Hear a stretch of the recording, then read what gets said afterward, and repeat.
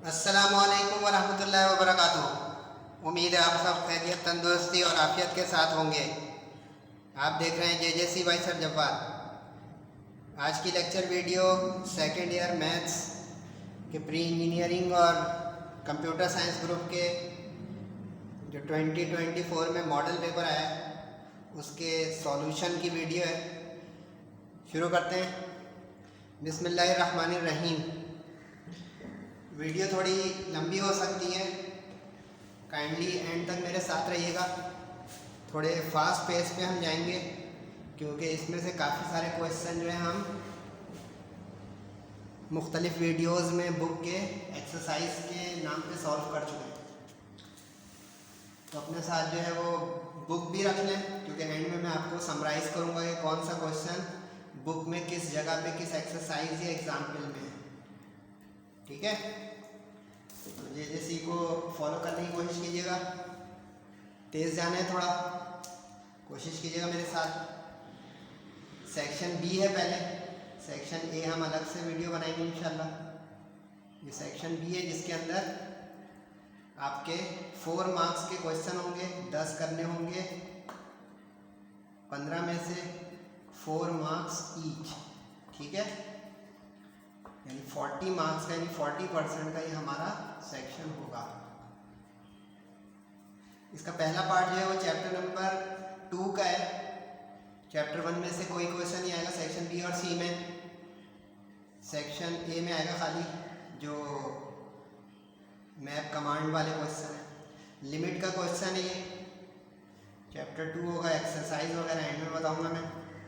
इसमें 1 लिखा हुआ है, 2 पार्ट आएंगे, एक करना होगा, लेकिन मैंने सॉल्व करा है दोनों। इसमें लिमिट टेंड्स टू 1। ये क्वेश्चन अपॉन में रूट है तो एलसीएम लेंगे, तो एलसीएम इसका आ जाएगा रूट एक्स। अगले स्टेप में मैंने 1 माइनस, चूँकि डबल डेकर अपॉन है तो उसको अवॉइड करने के लिए पहले हमने 1 माइनस एक्स को ब्रैकेट के बाहर कर लिया, न्यूमरेटर को अंदर लिख दिया ताकि कन्फ्यूजन ना हो। अब हम एलसीएम लेंगे तो यहाँ पे एलसीएम 1 और रूट एक्स का रूट एक्स आ जाएगा, तो root x into 1 root x, और इसको हम लिख सकते हैं 1 को 1 का स्क्वायर और x को रूट एक्स का स्क्वायर, ताकि फॉर्मूला लग सके। तो इसमें 1 माइनस एक्स को हमने 1 square minus root x square लिख दिया ताकि अब फॉर्मूला लग सके a square minus b square का, जो कि होता है a plus b a minus b. ठीक, इससे फ़ायदा क्या हुआ सर? इससे फ़ायदा ये हुआ कि ये मल्टीप्लाई डिवाइड कैंसिल हो गया, जो बचा वो लिख दिया, रूट एक्स पहले लिख दिया और 1 प्लस रूट एक्स बाद में। अब लिमिट अप्लाई कर देंगे। लिमिट अप्लाई कर मतलब कि ये जो 1 लिमिट है, 1 रख दें एक्स की जगह, इस एक्स की जगह, तो 1 का रूट 1 होता है, 1 का रूट 1 होता है, 1 प्लस 1 2। इसको कहते हैं आप रूट लिमिट अप्लाई करना। ये उस वक्त अप्लाई करते हैं जब सिंप्लीफिकेशन हो जाए, उस वक्त तक लिमिट लिखते रहेंगे जब तक लिमिट अप्लाई नहीं हुई है, सिंप्लीफिकेशन हो रही है। जैसे ही सिंप्लीफिकेशन कंप्लीट हो जाएगी लिमिट अप्लाई में, वो लिमिट का लफ्ज़ हट जाएगा। सही है, 4 मार्क्स का मामला है, दुआ करें आ जाए एग्जाम में। सेकंड पार्ट, अच्छा फर्स्ट पार्ट ही है लेकिन चॉइस है, बोर्ड एग्जाम में चॉइस होगी। 2 लिमिट के क्वेश्चन आएंगे, एक करना होगा, लेकिन मैंने दोनों सॉल्व किए हैं। इसमें limit x tends to e है, e एक्सपोनेंट को कहते हैं, तो इसमें हमें y equal to x minus e. हम इसको सपोज करेंगे क्योंकि ये क्वेश्चन ज़रा ट्रिकी है, सपोज करेंगे ताकि लिमिट अप्लाई हो सके। तो अब ये x माइनस ई यानी डिनोमिनेटर को लेट करेंगे तो इसमें से हमारे पास y प्लस ई एक्स के बराबर आ जाएगा। अब इसमें तसव्वुर करेंगे x की लिमिट e जो अप्रोच कर रही है, तो अगर x e को अप्रोच करेगा तो y 0 का अप्रोच करेगा। सोचे कैसे? यूँ अगर ये लिख दिया जाए y plus e equal to e, तो e माइनस ई 0 हो जाएगा, यानी अगर x tends to e then y tends to 0। इससे ये हुआ कि हमारा क्वेश्चन रीमेक हो गया y का, ओरिजिनल x का था y का बन गया। ये for the ease of simplification and calculation है, वरना ये क्वेश्चन स्टक हो जाएगा अगर आप x से इसको हल करना चाहेंगे, क्योंकि e जो है वो कोई रियल लिमिट उस तरह की नहीं है जैसे हमारी 1 2 3 होती है या 0 होती है। अब x जो है वो y प्लस ई हो गया, सही। 1 ln e हो गया, कैसे? क्योंकि ln e 1 होता है। ठीक, नीचे डिनोमिनेटर को हमने y सपोज किया था। अब ln की एक प्रॉपर्टी होती है कि ln of x minus ln of y is equal to ln of x upon y। बहुत हमने यूज़ की थी डिफरेंशिएशन के चैप्टर में और इंटीग्रेशन। तो अब इस तरह ये अपॉन में आ गया एक ln के साथ, ठीक है। 1 अपॉन y को बैक पे कर लें, बाकी जो लिखा उसमें एलसीएम ब्रेक कर लें। y अपॉन ई अलग, e अपॉन ई अलग, एलसीएम ब्रेक में ये कैंसिल होकर 1 आ गया और ये y अपॉन ई आ गया। अब एक आइडेंटिटी होती है, अगर आप लोगों ने इस चैप्टर में पढ़ी हो, कि अगर लिमिट 0 को टेंड कर रही हो और यहाँ पे कोई इस तरह की शक्ल हो, यानी 1 प्लस एक्स और पावर में उसका रेसिप्रोकल हो, तो वो e के बराबर होता है। अब यहाँ पे गौर करें तो यहाँ पे y अपॉन ई जो x की जगह पे आया हुआ है, यानी ये ओरिजिनल आइडेंटिटी है, सही है, इसको याद कर लें।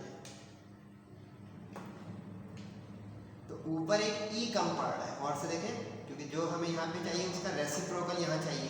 तो अब यहाँ पे y अपॉन ई को तो हम चेंज नहीं कर सकते, वो तो क्वेश्चन से आ रहा है। एक्सपोनेंट में एक e कम है, तो हम एक्सपोनेंट को e से मल्टीप्लाई डिवाइड कर देंगे ताकि हमारी ये आइडेंटिटी अप्लाई होने की पोजीशन में आ जाए, समझे। तो इसलिए अब हमारी पावर में e मल्टीप्लाई वाला ये आ गया, डिवाइड वाला ये आ गया। इसका फ़ायदा क्या हुआ, ये इसका रेसिप्रोकल हो गया, सही। तो अब हम कह सकते हैं कि ये वाली जो चीज़ है इस पे ये आइडेंटिटी लग गई, ये वाली जो कि e के बराबर है। ये देखें e आ गया, नज़र आ रहा है। अगर ये e आ गया तो हम अब लिख सकते हैं इसको, यानी अब जैसे लिमिट सिंप्लीफाई हो रही थी, अब लिमिट अप्लाई हो रही है। यहाँ पे देखिए ये वाली कंडीशन अप्लाई हो गई, जो पिछले सवाल में बना बनाया था, यहाँ पे अब लिमिट अप्लाई यहाँ पे हो रही है, सही है। तो ये e हो गया according to this identity 1 upon e. अब एक आइडेंटिटी ये भी होती थी कि अगर ln के ऊपर कोई चीज़ पावर में हो तो पावर बैक पे आ जाती थी, याद आया। तो अब ये वाला 1 अपॉन ई इसके बैक पे आ जाएगा, ln ई 1 होता है, अभी बताया था। तो इसका जवाब इतना खूबसूरत सा आ गया 1 अपॉन ई। कोशिश किया करें कि सवाल को सिंप्लीफाई करते जाएं, तो आखिरी स्टेप में क्वेश्चन लेफ्ट में लिख दें ताकि टीचर को ढूंढना नहीं पड़े कि क्वेश्चन क्या था। ओके, तो ये हो गया क्वेश्चन नंबर 2 का 1। अब क्वेश्चन नंबर 2 का 2 है, ये भी चैप्टर 2 का ही है। इससे ये पता चला चैप्टर 2 के 2 क्वेश्चन आएंगे सेक्शन बी में। साथ साथ नोट कर रहे हैं, मेरी आवाज़ भी सुन लें थोड़ी, वरना तस्वीर खींच लेंगे। ओके, सॉल्यूशन तो आ जाएगा, बारीकियाँ नहीं आएंगी। ये कंटिन्यूटी ऑफ फंक्शन है, एक सवाल लिमिट का आएगा, एक कंटिन्यूटी का आएगा। कंटिन्यूटी ये होती है कि left hand limit is equal to right hand limit. ये लिमिट के लिए लफ्ज़ है, LHS बोलते थे ना, ये है limit, L for limit, right hand limit. L का मतलब हो जाएगा लेफ्ट हैंड लिमिट। अब उन्होंने सवाल में कहा हुआ है कि फंक्शन हमारा कंटिन्यूअस है x इज इक्वल टू 3 पर, सही। तो अब इसमें एक और से देखें, ये वाला जो हिस्सा है ये x इक्वल टू 3 है। इसमें ये जो फंक्शन होता है ना, ये इस तरह करस्पॉन्डिंग होता है कि अगर x लेस देन 3 हो तो mx के बराबर फंक्शन है, अगर x 3 के बराबर तो फंक्शन n के बराबर है, यानी यही फंक्शन इसका इसका इसका इक्विवेलेंस है।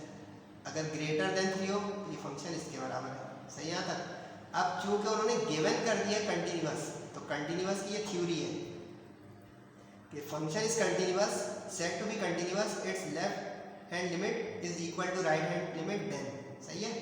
अब इसको लिखने का तरीका होता है 3 माइनस, यानी लेफ्ट हैंड लिमिट हो गई, क्योंकि लेफ्ट जो इससे पीछे है वो लेफ्ट है, यानी यूँ समझेंगे 3, तो 3 से जो कम होगा वो इधर होगा, यानी 1 और 2, 3 से बड़ा इधर होगा, यानी 4, 5 वगैरह, समझ गए। जब 3 माइनस लिख देंगे तो लेफ्ट हैंड लिमिट हो जाएगी, 3 प्लस लिख देंगे तो राइट हैंड लिमिट हो जाएगी, यानी उससे कम उससे ज़्यादा, उससे किससे, जिस पे वो कंटिन्यूअस है, 3 पे तो 3 से कम ज़्यादा, ठीक है।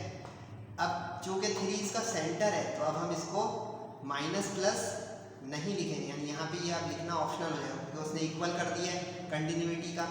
तो अब हम यहाँ पे ये 3 लिखेंगे, 3 प्लस माइनस नहीं लिखेंगे, यानी ऐसे कभी मत लिख दीजिएगा प्लस माइनस, ये गलत हो जाएगा।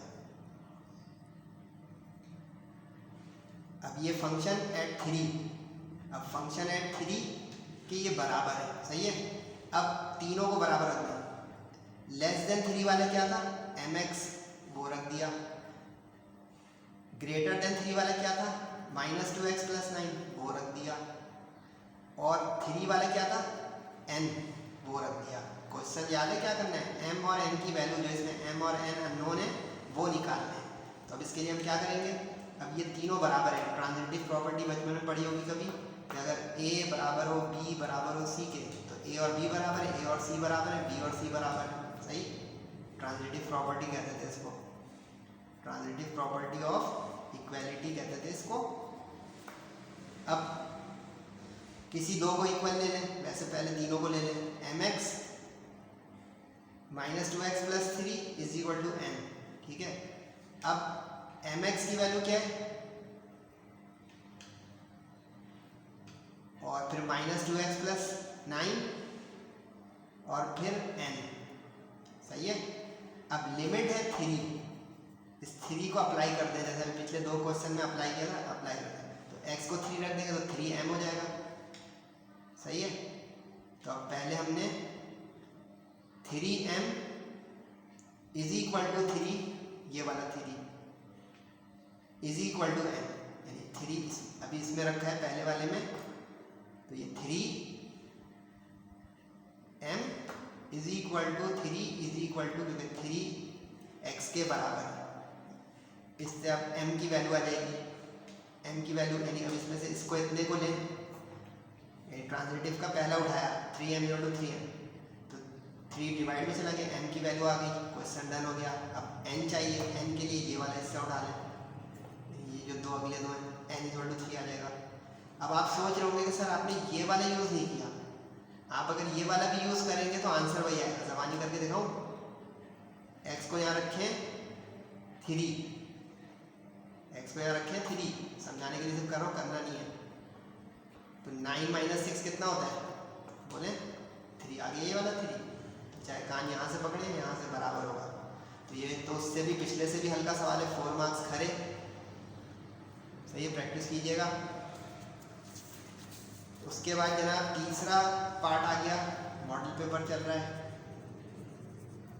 तीसरा पार्ट जो है चैप्टर नंबर 3 का है, जिसका नाम था डिफरेंशिएशन। अच्छा, ये इसकी एक्सप्लेनेशन आप YouTube चैनल पे मेरे देख सकते हैं, क्योंकि चैप्टर 3 की सारी वीडियोस अपलोड है। सिर्फ यहाँ पे आपको सॉल्यूशन दिखा रहा हूँ, एक्सप्लेनेशन आप वहाँ से कलेक्ट करें, वरना वीडियो बहुत लंबी हो जाएगी। इसमें गिवन है y का फंक्शन अप टू इन्फिनिटी, यानी रूट के अंदर रूट अप टू इन्फिनिटी, और इसको प्रूफ करके लाना है। तो प्रूफ के क्वेश्चन में प्रूफ की हेडिंग लगाया करें, और इसका आपको सॉल्यूशन मिल जाएगा YouTube के दूसरे चैनल पर, जिसका नाम आपको 3.4 की एक्सरसाइज क्लिक कीजिएगा तो आपको ये क्वेश्चन उसमें मिलेगा। एंड में मैं मॉडल पेपर दिखाऊंगा, उसमें देख लीजिएगा ये कौन सा क्वेश्चन नंबर है, तो बिल्कुल उसी पे जाके क्लिक कीजिएगा, तो इसका आपको एक्सप्लेनेशन, अभी एक्सप्लेनेशन का टाइम बचा रहा हूँ, सही है। इसी तरह इसका एक और पार्ट आ गया 2 का 4, इससे ये पता चला कि चैप्टर 3 के भी 2 पार्ट आएंगे, चैप्टर 2 के भी 2 पार्ट हो गए, चैप्टर 3 के भी 2 पार्ट हो गए। अच्छा, ये क्वेश्चन 3.6 का है, इसकी भी वीडियो तफसीली मौजूद है JJC की। इसको अगर आप सॉल्यूशन, ये हाइपरबोलिक इन्वर्स फंक्शन है, हाइपरबोलिक इन्वर्स फंक्शन जो होते हैं उसके फार्मूले याद होंगे। साइन हाइपरबोलिक इन्वर्स का फार्मूला ये है, मुख्तसर ये बता रहा हूँ, कॉस हाइपरबोलिक इन्वर्स का ये है। उसके बाद चेन रूल वगैरह, इसकी पूरी तफसील आपको मिलेगी 3.6 के लेक्चर में, वो आप जाके कैचअप कर सकते हैं। लेकिन मैं यहाँ पे आपको सॉल्यूशन दिखा दिए कि अगर आपने वो समझा हुआ है तो मॉडल पेपर का सॉल्यूशन आपको तरतीब में मिलता जाए, ये हो जाएगा आपका फ़ायदा, ठीक है ना। अच्छा, अगर आपने देखा हो तो इस सवाल के साथ और लगा हुआ है, ये देखिए, यानी चॉइस है, यानी ये वाला डेरिवेटिव कर लें, या ये मॉडल पेपर में बता रहा हूँ, या ये वाला कर लें, सही। 2 जो है इसमें और लगे हुए हैं। अच्छा, अब ये बताऊँ, ये एग्जाम्पल है बुक की, इसको मैं समझाने जा रहा हूँ, इसको समझिए, क्योंकि एग्जाम्पल की मैंने वीडियोस अलग से नहीं बनाई है। अब ये एग्जाम्पल जो है क्या है, अच्छा इसका एक्सरसाइज में जैसा एक सवाल है, लेकिन एक्सरसाइज का उसने नहीं दिया, एग्जाम्पल का दिया है। इसमें कहा जा रहा है डिफरेंशिएट करो y को विद रिस्पेक्ट टू दिस। अब y खुद एक फंक्शन है, अगर गौर करें, और विद रिस्पेक्ट टू जो करना है वो खुद एक फंक्शन, वरना आमतौर पर हम with respect to x differentiate करते हैं अपने इंडिपेंडेंट वेरिएबल से। अब इसका तरीका क्या होगा, इसको तो एक फंक्शन हम सवाल में देख रहे हैं y, वो तो वही रहेगा, इसको एक फंक्शन का नाम देना पड़ेगा ताकि डिफरेंशिएशन का वेरिएबल आ जाए कि इस रिस्पेक्ट से करना है। तो इसको मैंने नाम दे दिया u, साइन स्क्वायर एक्स को नाम दे दिया u। इसका मतलब है अब हमें इस y को with respect to u differentiate करना है, क्योंकि विद रिस्पेक्ट टू दिस, तो if this is supposed as u then I have to differentiate this y with respect to this u। समझ में आ गए? यानी अब हमारा क्वेश्चन ये हो गया dy बाई du। अब इस पे काम करेंगे। कैसे करेंगे सर? पहले इस cos स्क्वायर एक्स को डिफरेंशिएट कर लें, फिर साइन स्क्वायर एक्स को कर लें। अब x के रिस्पेक्ट से, क्योंकि इसके अंदर इंडिपेंडेंट वेरिएबल x है।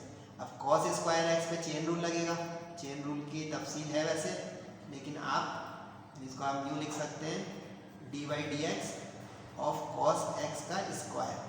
तो पहले चेन रूल पूरे फंक्शन पे, तो पावर बैक पे पावर का 2 cos x, और फिर सिर्फ cos का बेस फंक्शन का, यानी function of function composite function, उसका माइनस साइन एक्स, इसका होता है माइनस साइन एक्स। तो 2 cos इंटू माइनस साइन हो गया माइनस 2 साइन।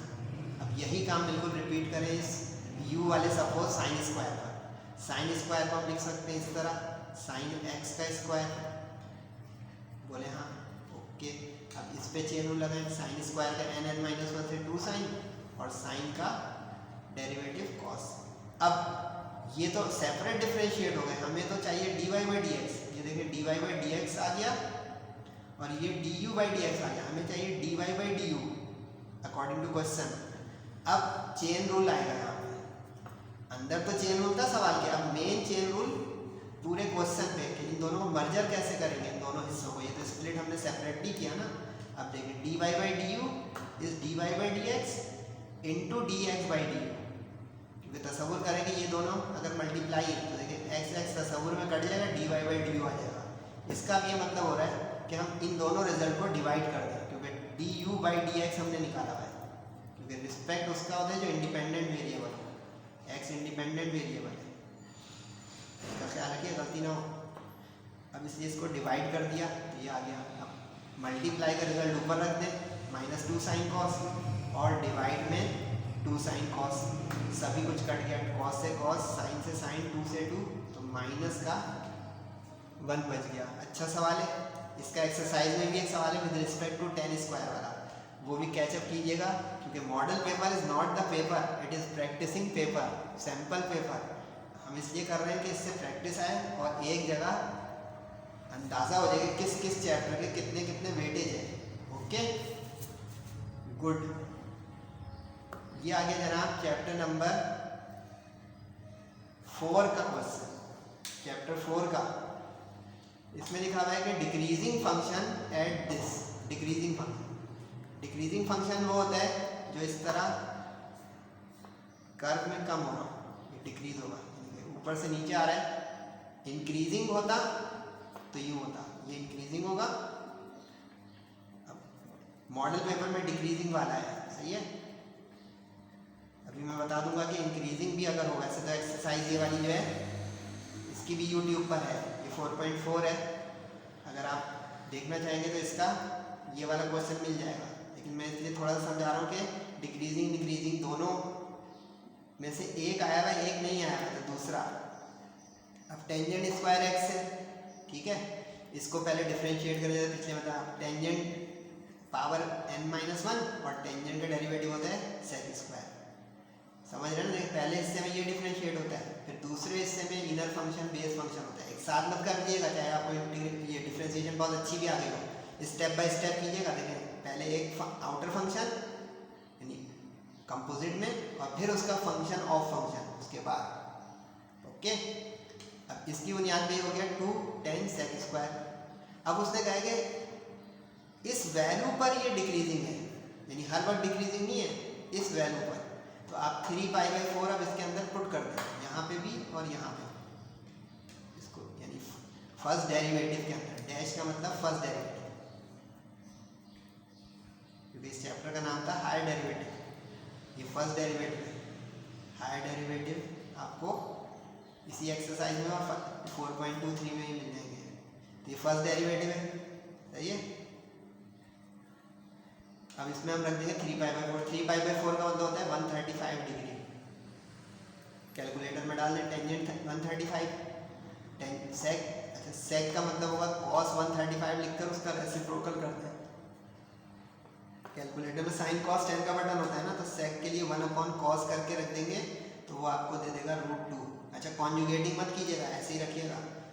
माइनस का स्क्वायर प्लस हो गया, रूट का स्क्वायर रूट से बाहर आ गया, तो इसका माइनस ये आ गया, इसका ये प्लस हो गया, तो माइनस इंटू प्लस माइनस। इससे तय होता है कि ये डिक्रीजिंग है।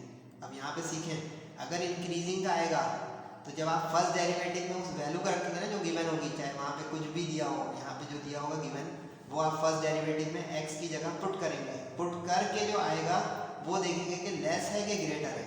अगर लेस है तो decreasing, decreasing if first derivative is less than 0।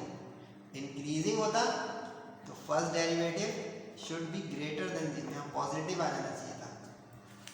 What it, मजेदार सवाल है, आसानी ये भी। इसके लिए बस डेरिवेटिव आपको आना चाहिए। चैप्टर 3 की कंटिन्यूएशन है हायर डेरिवेटिव। तो मॉडल पेपर से तो ऐसा लग रहा है कि बहुत मैथ्स का पेपर हार्ड नहीं है, लेकिन फिर भी नेवर टेक एनीथिंग इजी और योर अपोनेंट इजी। ये आ गया भाई चैप्टर नंबर 5 का सवाल, जिसका नाम था वेक्टर डिफरेंशिएशन। अच्छा ये लाइन से डिफरेंशिएशन के चैप्टर है 3, 4, 5। अगर आपको डिफरेंशिएशन चैप्टर 3 की बेस अच्छी बनी हुई है तो ये तेजी से होंगे भाई। इसमें कह रहे हैं पार्टिकल मूव कर रहा है जिसका पोजीशन वेक्टर वो दे रहा है, पोजीशन वेक्टर फिजिक्स आ गई यानी आर। अब वो आगे कह रहे हैं वेलोसिटी का और एक्सेलरेशन का रिजल्ट बताएं। अब आप लोग जानते हैं कि रेट चेंज ऑफ पोजीशन या rate change of displacement is velocity, rate change of velocity is acceleration. ठीक है यहाँ तक फिजिक्स।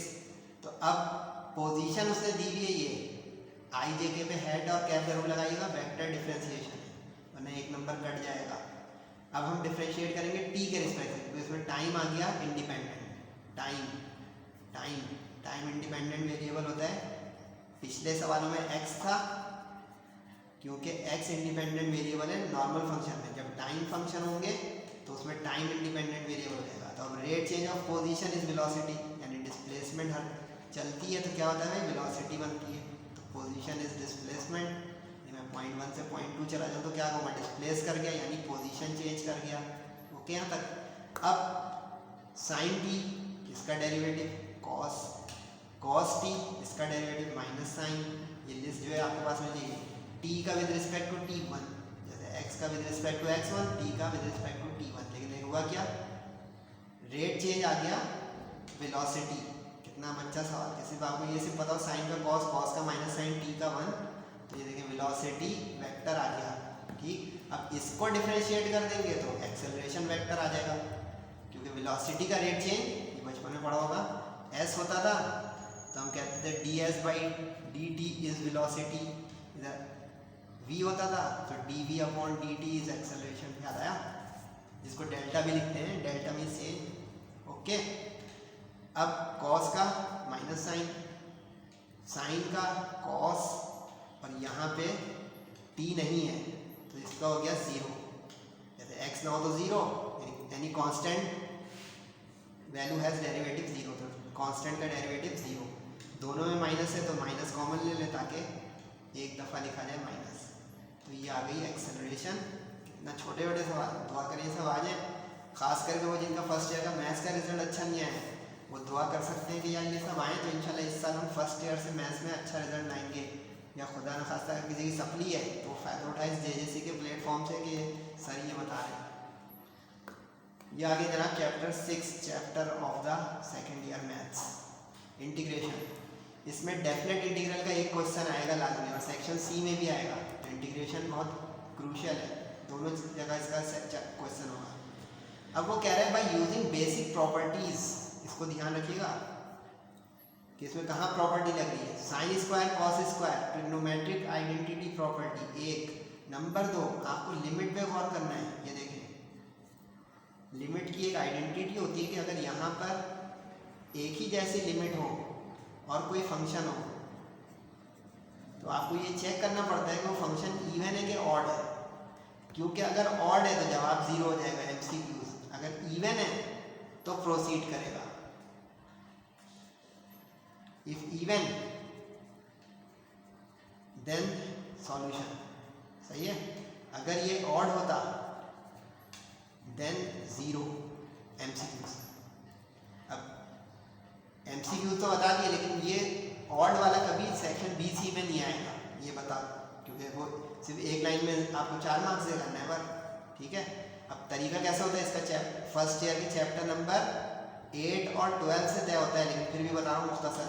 इवन फंक्शन वो होता है जिसका ये बराबर आ जाए नेगेटिव x रखने से पॉजिटिव के बराबर, यानी फंक्शन रीअपियर हो जाए। ये देखें sine square cos square function है, इसके अंदर जो इंटीग्रल के उसको कलेक्ट कर लें, स्क्वायर को होल पे लिख दें, सही। अब x को -x से रिप्लेस करें, x को -x से रिप्लेस करें और सिंप्लीफाई करें। साइन माइनस थीटा की एक आइडेंटिटी होती थी माइनस साइन थीटा, भूल गए तो मैं लिख रहा हूँ आपके लिए, और कॉस की होती थी प्लस, यानी कॉस माइनस थीटा, ये माइनस है, कॉस थीटा के बराबर होता है, सही है। अब देखिए कॉस वाला तो प्लस हो गया, साइन वाला माइनस, माइनस का स्क्वायर प्लस हो जाता है, तो एज अ होल ये पूरा रिजल्ट दोबारा से पॉजिटिव हो गया, यानी फंक्शन रीअपियर हो गया। और से देखें सेम आ गया। अगर पूरा साइन इन्वर्ट हो जाए ना तो ऑड होता है, ऑड में ये होगा कि अगर आप x को -x से बदलेंगे ना तो वो माइनस फंक्शन ऑफ x हो जाएगा, यानी साइन उल्टा हो जाएगा, यानी ये पूरा रिजल्ट माइनस हो जाता है, ठीक है। तो यहाँ पे पूरा रिजल्ट सेम आ गया दोबारा से, तो हम कहेंगे इट इज़ इवन फंक्शन। अब अगर इवन फंक्शन हो ना तो अब ये बेसिक प्रॉपर्टी लग जाएगी ये वाली, ये देखें कि -a to a क्योंकि सेम लिमिट है, π/2 से साइन देखें माइनस। तो अब ये आइडेंटिटी है जो लिखती है मैंने आपके लिए, ये आइडेंटिटी, इसको याद कर लें। वैसे चैप्टर 6 की वीडियो देखिएगा, उसमें लिखवाई हुई है मैंने, किस में लिखवाई है वो है 6.6 में, क्योंकि डेफिनेट इंटीग्रल की एक्सरसाइज है 6.6 को खोल के भी मैंने इंपॉर्टेंट एक्सरसाइज की वीडियो भी डाली हुई है, कौन कौन सी की एक्सरसाइजेज है जिसको डू और डाई करना है, उसमें 6.6 है लिखी हुई। अब -a to a तो ये देखिए 0 to a हो जाएगा, ट्वाइस हो जाएगा, ये आइडेंटिटी है, इसको याद कर लिया। अब ये सवाल शुरू हो जाएगा जल्दी से, कैसे सर, ये 2 आ गया आइडेंटिटी का, फंक्शन आ गया सवाल से, और ये minus two plus same limit जो है वो 0 to प्लस लिमिट होगी, ठीक है। अब यहाँ पे एक ऑपरेशन याद करना है आपको, मल्टीप्लाई डिवाइड बाई 4। इसकी वजह क्या है, इसकी वजह ये double angle formula. Double angle formula होता था फर्स्ट ईयर में कि sin 2 theta is equal to 2 sin theta cos theta, do you remember, good. अब यहाँ पे अगर गौर करें तो एक कम पड़ रहा था हमारा साइन कॉस से पीछे 2, और होल पे स्क्वायर है, होल पे स्क्वायर है, ठीक है। तो इसका अंदर 2 का स्क्वायर 4 से मल्टीप्लाई डिवाइड करना पड़ेगा, अगर 2 से करेंगे तो स्क्वायर कैसे होगा, इसलिए 4 से मल्टीप्लाई किया ताकि वो होल स्क्वायर बन जाए। होल स्क्वायर बन जाएगा जब 2 sin cos के, तो देखिए ये फॉर्मेट आ गया sine double angle, got it. ये चीज़ यहाँ पे सर 4 से मल्टीप्लाई क्यों किया, ताकि we can apply double angle formula of sine angle, sin 2 theta, cos का नहीं, वो तो अलग फार्मूला है। अब sin 2x इसके बराबर होता है, यानी ये एक आइडेंटिटी होती थी फर्स्ट में, sin theta is equal to 1 minus cos 2 theta upon 2, sin square theta is equal to 1 minus cos 2 theta upon 2। Half angle identity थी, डबल एंगल आइडेंटिटी थी, वो है। अब देखिए यहाँ पे ये स्क्वायर है तो 2 का डबल क्या हो जाएगा एंगल 4, 2 अपॉन में फार्मूले का, तो ये देखिए साइन, इसको हम यूँ समझेंगे साइन स्क्वायर 2x है, ठीक है। अब समझ आ गया, ये देखिए साइन स्क्वायर, यहाँ पे थीटा की जगह 2x है, तो यहाँ पे थीटा का डबल हुआ 2x, तो यहाँ पे 2x का डबल हो जाएगा 4x, समझ में आ गया, वेरी गुड। एंगल जो होगा उसका डबल होगा माइनस। अब 2 ज़ा 4 है, बाहर 2 हमारा चल रहा था, ये अच्छा 2 कैसे चल रहा था सर, 2 से 4 कैंसिल हो जाएगा ना भाई, तो 1/2 बचेगा, वो चलता रहेगा। अब ये 2 ज़ा 4, अब इस पर सिंपल बेसिक इंटीग्रेशन लग जाएगी, 1 का इंटीग्रल 1 dx का x हो जाएगा, और cos का साइन, नहीं समझ आए, ये देखिए भाई इसके 2 इंटीग्रल बन गए बारी बारी, एक दफ़ा 1/4 के साथ 1 और एक दफ़ा 1/4 के साथ cos 4x, ये आ गया। ये दोनों इंटीग्रल माइनस होल है ना, तो ये 2 इंटीग्रल बन गए सेपरेट, सही है। 1/4 2 दफ़ा लिखने से बचने के लिए होल ब्रैकेट लगा दिया कि ये जो रिजल्ट आएगा पूरे के साथ आ जाएगा। अब डी एक्स का एक्स होता है, कॉस का साइन होता है, लेकिन अब यहाँ 4x का ये 4, ये भूलिएगा नहीं ना, सारा काम खराब। 2x होता तो 2, 3x होता तो 3, सही है। अब सिंप्लीफाई हो गया, लिमिट डेफिनेट था ना भाई, 0 to π/2 आइडेंटिटी जो लगी उसके बाद प्रॉपर्टी क्या ले, आइडेंटिटी कहते हैं एक बार। अब 0 to π/2 जब जहाँ जहाँ x है वहाँ वहाँ π/2 रखे, तो x की जगह रखा π/2 upper limit minus lower limit.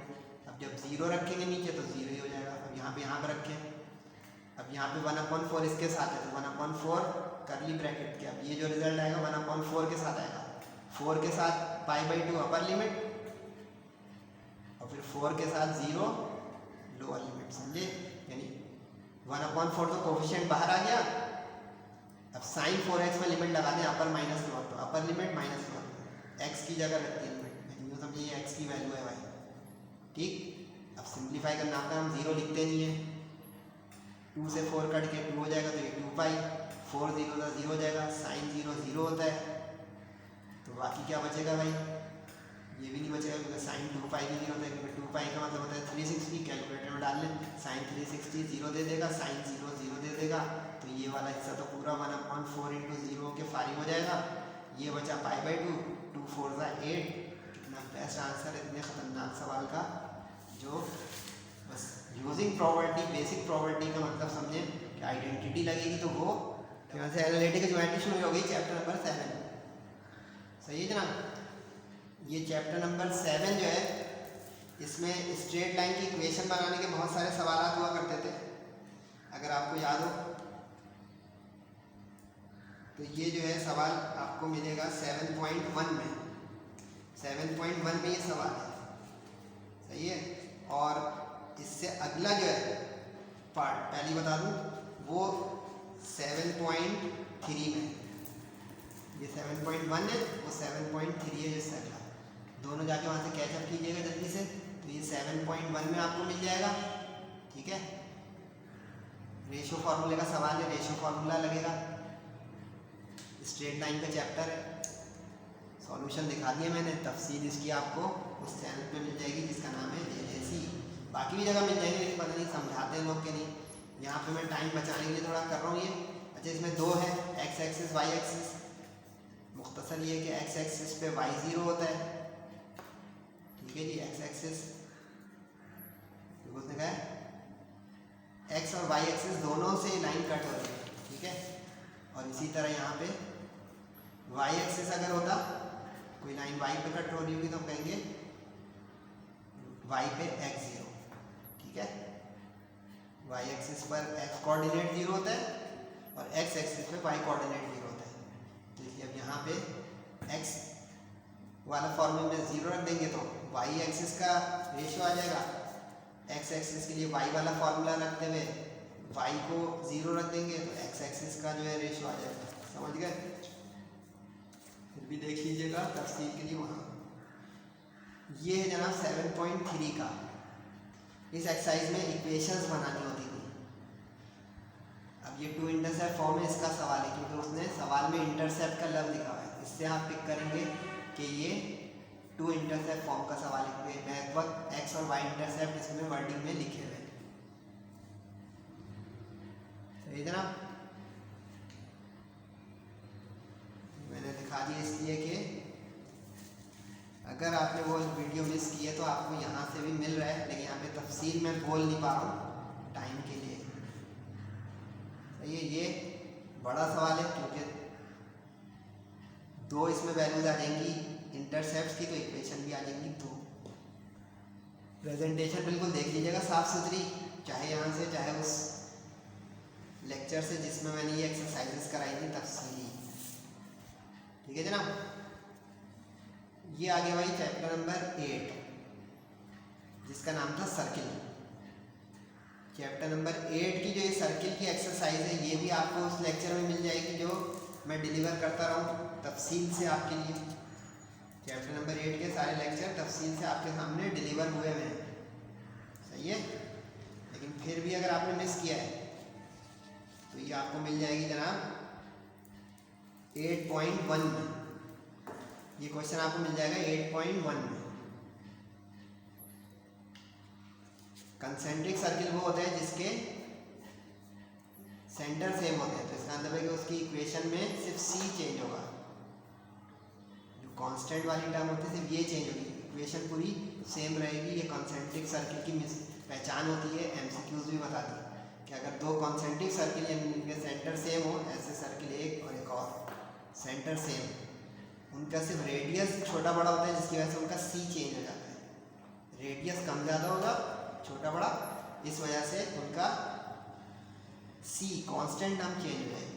ठीक है, तफसील के लिए देख लीजिएगा, मैं मुख्तसर यहाँ पे फिर भी बताने की कोशिश कर रहा हूँ। चले जी, अच्छा ये लेक्चर मैंने चूँकि वाइट बोर्ड पे डिलीवर नहीं किया था तो ये लग रहा होगा कि ये क्या हुआ, रंग बदल गया। रंग नहीं बदला, असल में ये हुआ कि ये चैप्टर नंबर 11 जो पार्शियल डिफ्रेंशिएशन है, ये वीडियो मैंने चूँकि इसके क्वेश्चन थोड़े छोटे बड़े थे तो मैंने ये वाइट बोर्ड पे डिलीवर नहीं किया था, तो इसलिए ये इस तरह है। इसकी भी तफसील वहाँ से देख लीजिएगा। पार्शियल डिफ्रेंशिएशन का ये निशान होता है ड्यू करके, ऐसा ये पार्शियल होता है। इसमें ये होता है कि दो वेरिएबल जो होते हैं दोनों को बारी बारी आपको डिफ्रेंशिएशन में देखना पड़ता है। यानी जैसे इसमें आर भी है और एच भी है, यानी आर बदलेंगे तो भी वॉल्यूम बदल जाएगा, एच बदलेंगे तो भी वॉल्यूम बदल जाएगा। इसलिए इसको कहेंगे हम कि एक दफ़ा आर के रिस्पेक्ट से करें, एक मरतबा एच के रिस्पेक्ट से करें। लेकिन ये भी आपको, अच्छा चैप्टर 11 में एक ही एक्सरसाइज है, एक्सरसाइज 11, और ये नोट कर रहे हैं ना, सर्किल के चैप्टर में एक शॉट आया, स्ट्रेट लाइन में दो शॉट आए, चैप्टर नंबर 11 में बोले एक शॉट आया। अब इसके बाद जो है ये चैप्टर ये भी हमने करा हुआ है, ये आ गया कॉनिक सेक्शन चैप्टर नंबर 9 और ये 9.1 है, ये भी वहाँ पे मौजूद है, आपको लेक्चर में मिल जाएगा सरजबात के जेजेसी लेक्चर में तफसील से। अच्छा ये भी आपको लग रहा होगा कि रंग बदल रहे हैं बार बार, इसकी वजह ये हो रही है कि ये लेक्चर भी मैंने जो देख रहे हैं इसके सवाल थोड़े लंबे लंबे ये डिलीवर किया था मैंने आपके लिए इस तरह, जैसे अभी ये आपका लेक्चर डिलीवर कर रहा हूँ, क्योंकि बार बार वाइट बोर्ड पे रब करूँगा, समझाऊँगा कुछ नहीं, बस मिटाते ही रहूँगा, अपना चैनल चलाता रहूँगा। ये मैं समझाया हुआ है वहाँ पे। तो ये एक्सरसाइज 9.1 में जाके क्वेश्चन 6 क्लिक कीजिएगा, तो इसका पूरा 5 मिनट तक डिस्क्रिप्शन आपको मिल जाएगी। अगर आप इतने क्यूरियस और कीन है कि सर यहाँ पे जान छुड़ाने, सर जब बात जान छुड़ाने वाले टीचर नहीं है, इसकी तफसील चूँकि है तो मैं यहाँ पे डबल टाइम क्यों लगाऊँ, सही है जनाब। उसके बाद 9.4 ये भी चैप्टर 9 का सवाल है। ये जो है इलिप्स का सेक्शन है, चैप्टर 1 के उसमें 3 हिस्से थे, पैराबोला, इलिप्स, हाइपरबोला। ये भी आपको मिल जाएगा उधर तफसील से, 5 मिनट उसकी तफसील आप देखना चाहें तो वहाँ से देख सकते हैं।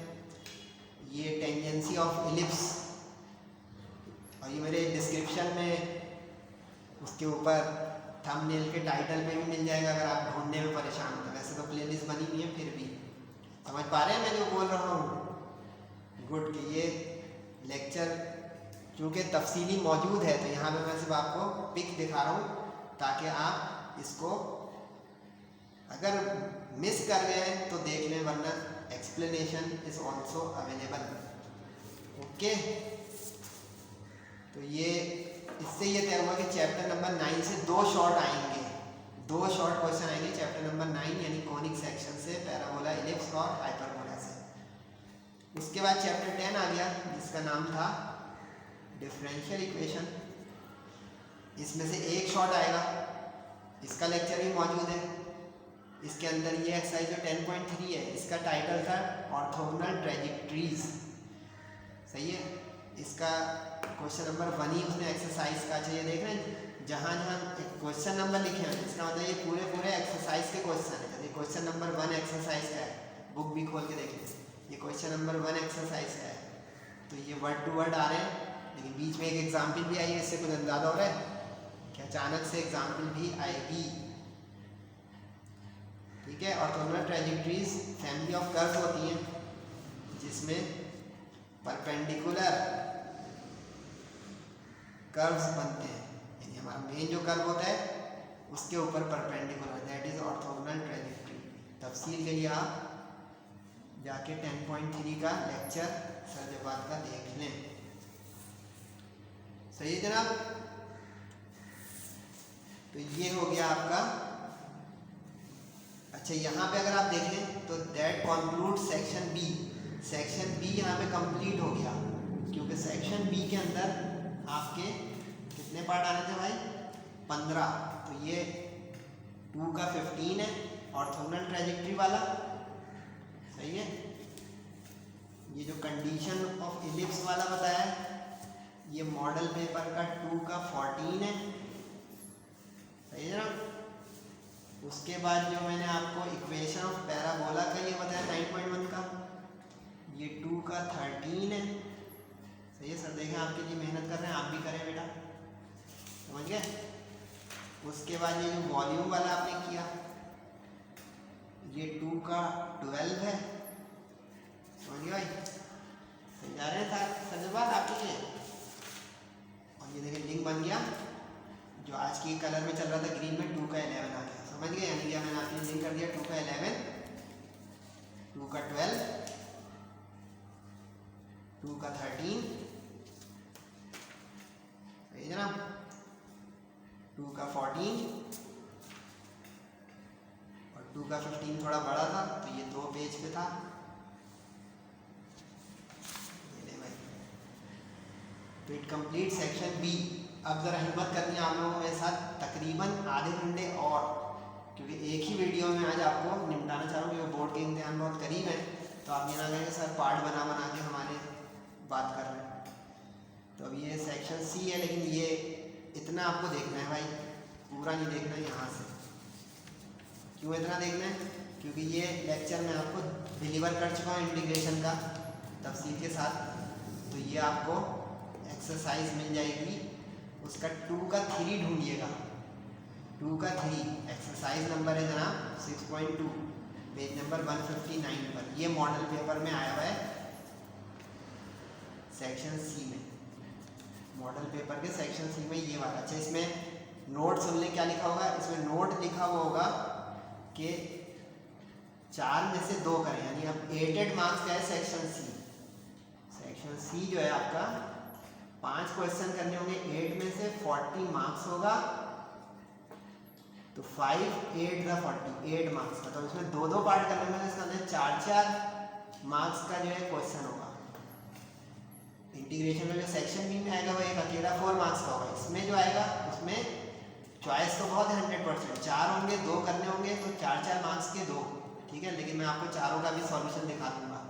पहला तो ये जो टाइटल था अलजेब्रिक सब्स्टिट्यूशन, ये अलजेब्रिक सब्स्टिट्यूशन का क्वेश्चन था। इसमें सब्स्टिट्यूशन इसकी तफसील जो है बड़ी ज़्यादा है, तो ये मैंने आपको उसमें बताया है, फिर वहाँ से जाके देख लीजिएगा। 6.2 का लेक्चर क्लिक कीजिएगा, उसमें पार्ट 1 लेक्चर होगा, उसमें क्वेश्चन नंबर 2 पे पहुँचिएगा और क्वेश्चन नंबर 2 का 3 पार्ट देखेंगे तो आपको मिल जाएगा इसका सॉल्यूशन। इसका बाकी हिस्सा ये रहा भाई, यहाँ तक देखिएगा इतना। देख रहे हैं बच्चों वाली हरकत भी करते हैं कभी कभी कि यहाँ तक है इसका सॉल्यूशन, ठीक है जनाब। तो ये आपका सेक्शन सी का पहले सवाल का पहला पार्ट हुआ, ठीक है। उसके बाद जो है ये सेक्शन सी में दूसरा सवाल आया है, ये 6.4 का है। 6.4 क्लिक करें जाके, बोर हो रहे हैं तो यहाँ से सिर्फ ले ले तस्वीर, देखेंगे समझाना है अगर आपको, तो ये आपको लेक्चर देखना पड़ेगा, क्योंकि 10-10 नहीं तो 5-5 मिनट मैंने एक्सप्लेन किया होगा एक सवाल में, 5-5 मिनट के एक्सप्लेनेशन है, ये समझ में आ रहा है बात को। तो ये जो है आपको समझने की कोशिश करनी है, तो वहाँ जाइएगा मेरे लेक्चर में। ये इंटीग्रेशन बाय पार्ट्स की एक्सरसाइज है 6.4, सही है। तो ये जो है पूरा सॉल्यूशन आपको वहाँ पे तफसील एक्सप्लेनेशन के साथ माशाल्लाह मिलेगा। अभी सिर्फ आपको स्नैप मिल रही है और थोड़ी थोड़ी आवाज़। इंटीग्रेशन बाय पार्ट्स होती है, उसका एक फार्मूला होता है, ये जो है ये इंटीग्रेशन बाय पार्ट्स का फार्मूला है। इसमें एक फंक्शन को u लेते हैं, एक को v, और फिर सिंप्लीफाई करते जाते हैं, तो इसको कहा जाता है इंटीग्रेशन बाय पार्ट्स। तो ये 2 हो गए सेक्शन सी के क्वेश्चन नंबर। ये सेक्शन सी का जो पहला क्वेश्चन होगा उसका नंबर होगा क्वेश्चन नंबर 4। क्वेश्चन नंबर 1 हो गया एमसीक्यूज, सही है, सॉरी क्वेश्चन नंबर 3 हो गई। क्वेश्चन नंबर 2 हो गया सेक्शन बी, क्वेश्चन नंबर 3 से लेकर ऑनवर्ड 8 क्वेश्चन जाएंगे सेक्शन सी में। ठीक है जी, ये 2 पार्ट हो गए आपके सेक्शन सी के क्वेश्चन नंबर 1 के। ठीक है जी, उसके बाद ये आ गया आपका तीसरा पार्ट, क्वेश्चन नंबर 3 का ही तीसरा, ये डेफिनेट इंटीग्रल का है। इससे अब ये आप लोगों को अंदाजा हो रहा है कि डेफिनेट इंडेफिनेट का मिक्सचर सवाल आएगा सेक्शन सी में। सेक्शन बी में तो डेफिनेट वाला आएगा 6.6 का, इसमें मिक्स आता है। लेकिन देखिए 6.6 is the most crucial exercise में 6.6 करेंगे तो सी को भी कवर कर देगा और बी को भी, बाकी आपकी मर्जी है। अब ये डेफिनेट इंटीग्रल का सवाल आया हुआ है 6.6 का क्वेश्चन नंबर 3 में। इसका लेक्चर के लिए 6.6 क्लिक कर दें अगर चाह रहे हैं तो, नहीं तो सिर्फ तस्वीरें लेते रहें और बाद में नहीं कहिएगा कि समझा नहीं, क्योंकि रटना बड़ा मुश्किल है बच्चों, समझने की कोशिश करें, मशवरा है। इसके लिए आप साइमल्टेनियस वो वाला लेक्चर भी देखें जिसके अंदर ये मैंने समझाया हो। इसका बाकी ये बड़ा सवाल था भाई, बहुत लंबा। अच्छा, इसमें बुक में मिस प्रिंटिंग भी है, बुक में गलत लिमिट लिखी है, 0 इसकी लोअर लिमिट करेंगे तब बुक से ये सॉल्व होगा। करेक्शन बुक में कल ये उस वक्त मैंने ये करवाते हुए बता दिया होगा कि ये मिस प्रिंटिंग है। ये पूरा इतना लंबा देख रहे हैं, ठंडे गर्म, जो अलजेब्रिक सब्स्टिट्यूशन का कितना छोटा था, ट्रिग्नोमेट्रिक सब्स्टिट्यूशन का सवाल बड़ा है, उसके बाद जो पीछे हमने किया अभी बाई पार्ट्स का वो भी बड़ा है। तो चॉइस सोच के लीजिएगा।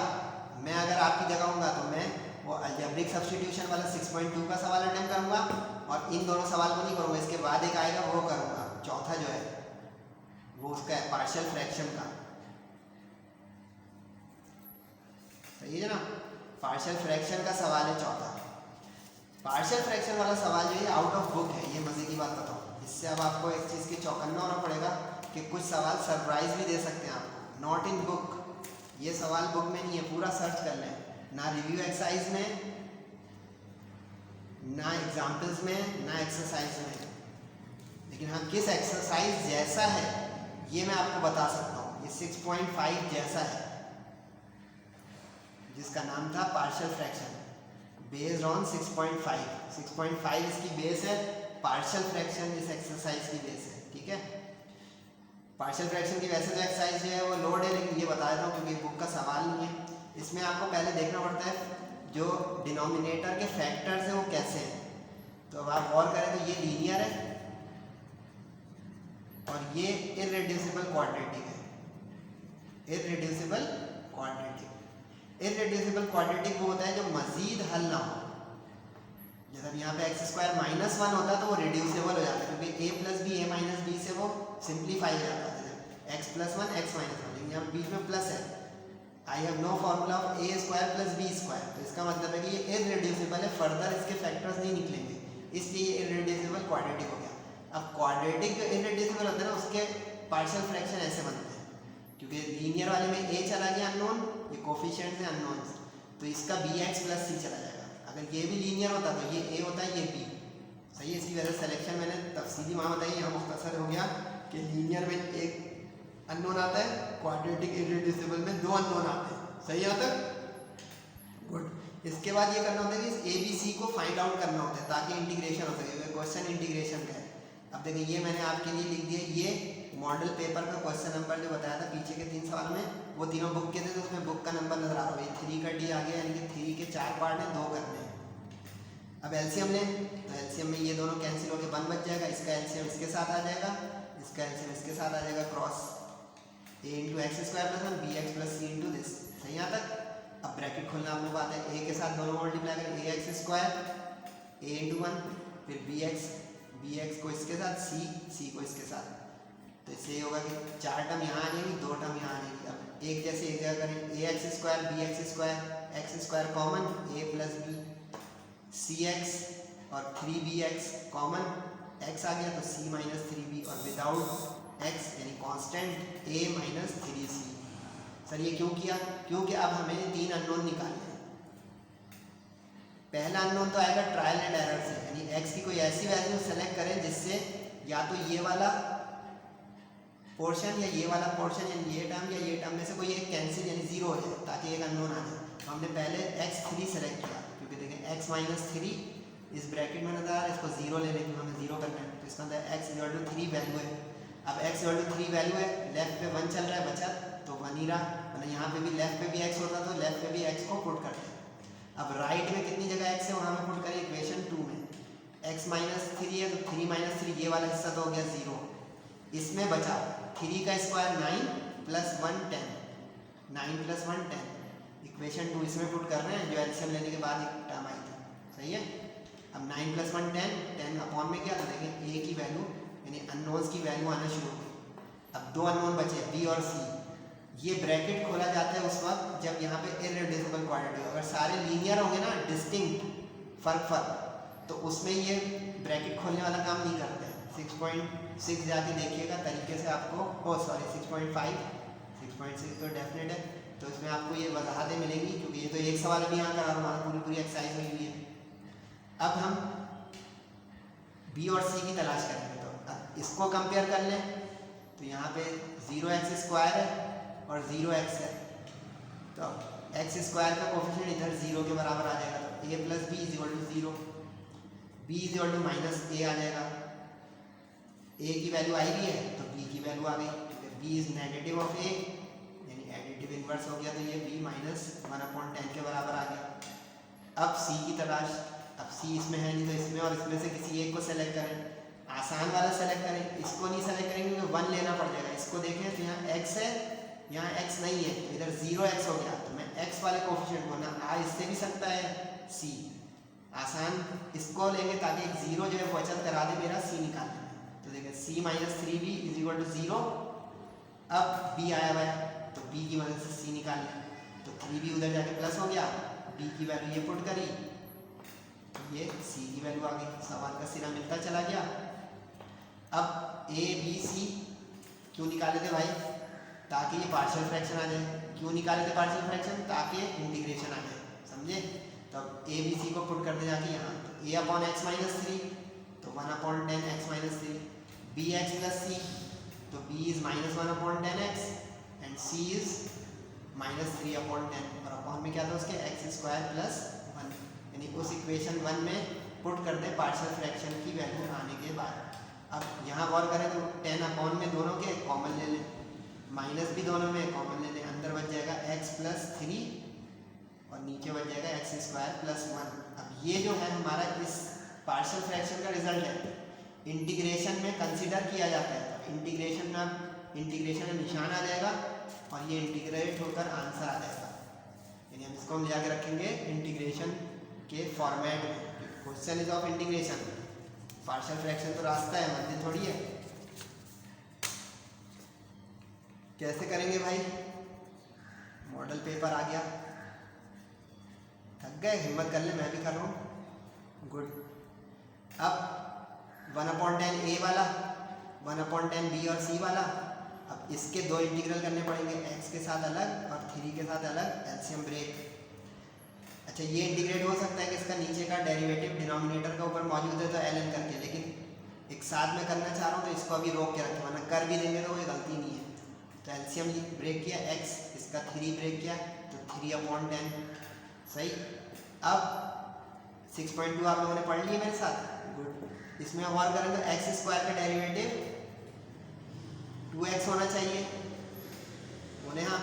अब यहाँ पे 2 कम है तो 2 से मल्टीप्लाई डिवाइड, ये वाला हिस्सा 2 से मल्टीप्लाई डिवाइड, लेकिन लिखेंगे नहीं, समझाने के लिए कर रहा हूँ कि ये इंटीग्रेशन बड़ों की गेम है, तो ऑब्वियस है कि 2 से मल्टीप्लाई किया गया, डिवाइड किया तो 2 10 20 हो गया, गॉट इट। और ये एक फॉर्मूला होता था, लिख देता हूँ फिर भी आपके लिए, कि अगर एक्स स्क्वायर प्लस ए स्क्वायर वाली शक्ल आ जाए, फॉर्मेट आ जाए, तो ये होता था 1/a of tangent inverse x upon a plus c. अब यहाँ पे a स्क्वायर यानी यहाँ पे 1 का स्क्वायर तो a 1 हो गया, सही है, और x स्क्वायर तो x हो गया, सिर्फ a जो है 1 रख दें तो ये 1 ये नजर आ रहा है, और यहाँ पे भी x/1 लिखे नहीं या लिख दें तो ये खत्म हो गया, सिर्फ बचा टेंजेंट इनवर्स x 3/10 के साथ, इसका ऊपर डेरिवेटिव मौजूद है। ये एक फॉर्मूला मैंने बताया था आपको एक ज़माने में कि अगर डिनोमिनेटर का न्यूमरेटर में डेरिवेटिव हो that is ln of that function which is in the denominator. तो देखिए नीचे वाले का ऊपर डेरिवेटिव ln के साथ, नीचे वाले का ऊपर डेरिवेटिव, क्योंकि x का डेरिवेटिव होता है dx, एक्स स्क्वायर का होता है 2x, 1 का 0 लिखते नहीं है। मॉडुलस इसलिए लगाया कि x कैन बी पॉजिटिव और नेगेटिव, लेकिन इस पे इसलिए नहीं लगाया कि x square is always positive. Square of any value whether positive और negative is always positive, but any real x can be negative और पॉजिटिव। तो यहाँ पे मॉडुलस लगाना बेहतर और ज़रूरी है। Where c is the constant of integration जरूर लिखिएगा, जो मैंने आपको चैप्टर 6 कराते कराते बहुत बोला था। तो इससे अब डरे नहीं, क्योंकि ये चैप्टर नंबर 6 के 4 पार्ट है। हर सवाल में इतने पार्ट नहीं होंगे, इसमें चॉइस थी। अब ये जो सवाल है ये बुक की एग्जाम्पल है, देख रहे हैं पूरे मॉडल पेपर में दूसरा सवाल है जो बुक की एग्जाम्पल है। इससे आपको अंदाजा हो रहा है, साइड पे लिखते रहें कि 2 से 3 एग्जाम्पल वाले सवाल आएंगे, एक अनसीन आ सकता है जो पीछे गया इंटीग्रेशन का, बाकी आपको समझ आ रहा है। ये टेलर सीरीज का सवाल है, मैक्लॉरेंस का भी आ सकता है। एक्सरसाइज का नाम था 4.2, बड़ी मशहूर एक्सरसाइज थी, इसकी वीडियो मौजूद है, लेकिन यहाँ इसलिए बताऊंगा कि ये एग्जाम्पल का एग्जाम्पल के सवाल मैंने अलग से नहीं कराए।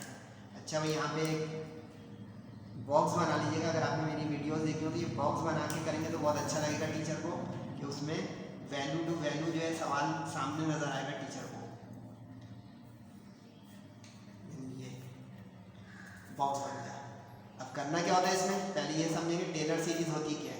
ये टेलर सीरीज ये होती है कि function of x is equal to, ये एक्सपेंशन है, फंक्शन ऑफ एट बी का मतलब है जो आपको पर्टिकुलर वैल्यू पे वो टेलर सीरीज मालूम करने का या मैक्लॉरेन। ये सेंटर्ड एट होता है, इसको कहते हैं सेंटर्ड एट।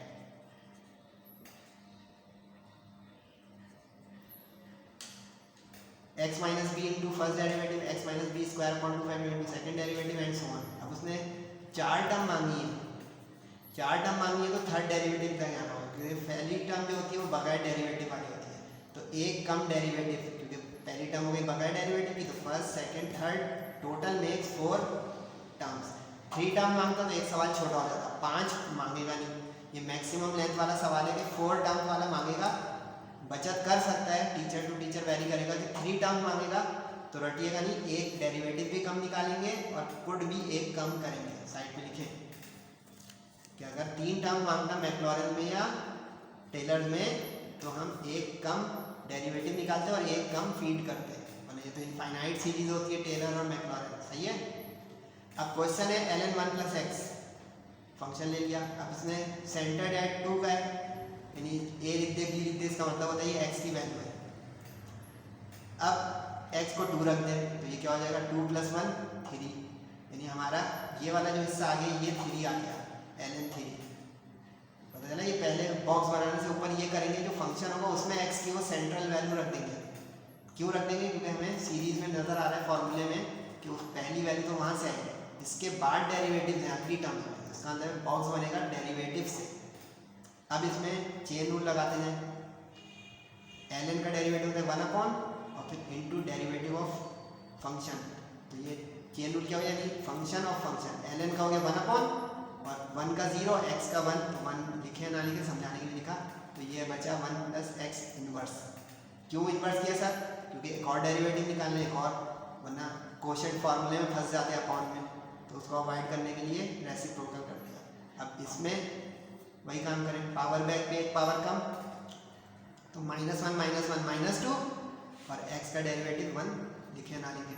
इसी तरह इसको बनाए फंक्शन, पावर बैक पे एक पावर कम, तो अब यहाँ पे -1 × -2, तो ये हो गया माइनस इंटू माइनस प्लस, गलती ना हो, ये 8 मार्क्स। अब देखो इंटीग्रेशन के मुकाबले में 8 मार्क्स कितना अच्छा है। ठहर ठहर के करें 8 मिनट में, एक लॉन्ग करें 8 मिनट में तसल्ली से पर क्वेश्चन ऑफ सेक्शन सी, और शॉर्ट करें 7 मिनट में, 5 मिनट में, 6 मिनट में पर सेक्शन बी। 3 घंटे के पेपर में 2 घंटे 40 मिनट का सब्जेक्ट है, 20 मिनट की एमसीक्यूज आखिर में।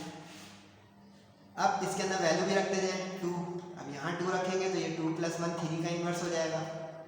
यानी पहला कॉलम है डिफरेंशिएट का, क्योंकि देखिए डिफरेंशिएट, लेकिन differentiate at that value, function की उस जगह पे वैल्यू, तो हम यहाँ पे 1/3 इसमें रखें, 2 तो 2 + 1 3, 3 का रेसिप्रोकल स्क्वायर, तो 1/3 का स्क्वायर 9, ठीक है। इसमें रखे 2, 2 + 1 3, 3 का रेसिप्रोकल करके करें क्यूब।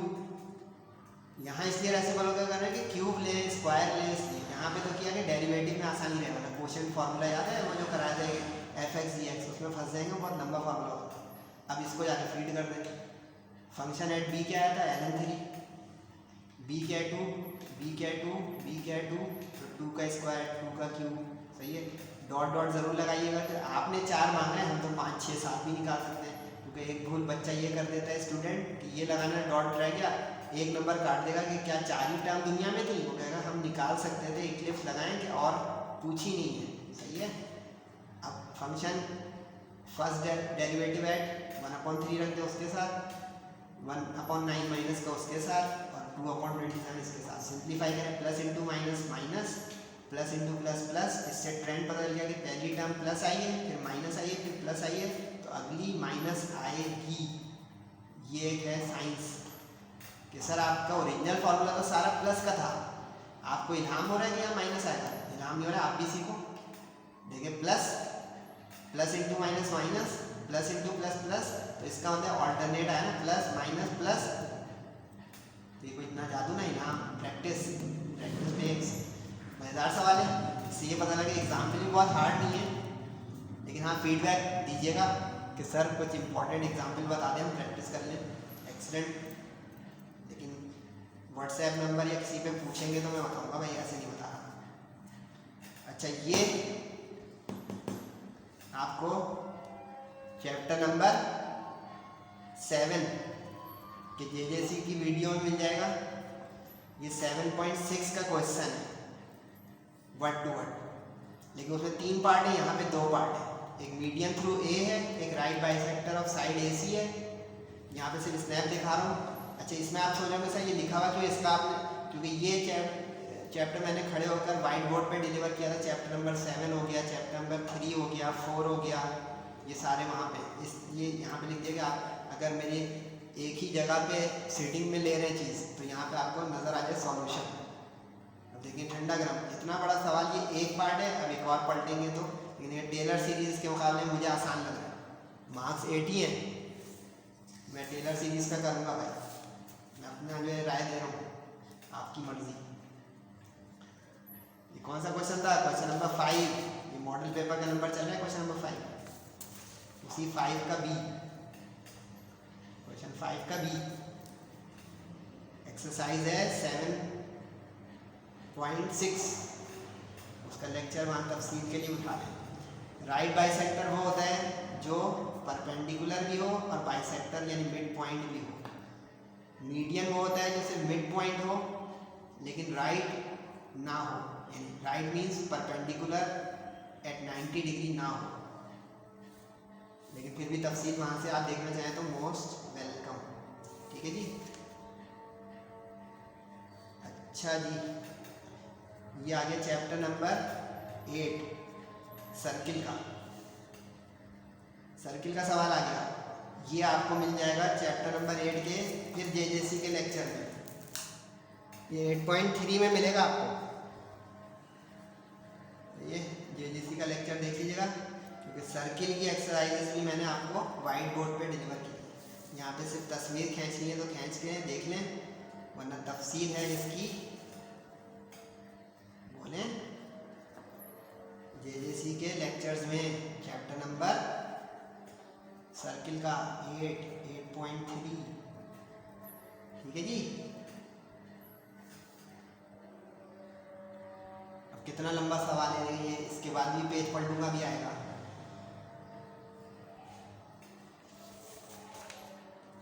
लेकिन इसमें एक में पैरेलल लिखा है, एक में परपेंडिकुलर, एक ही जैसा काम दो करना है।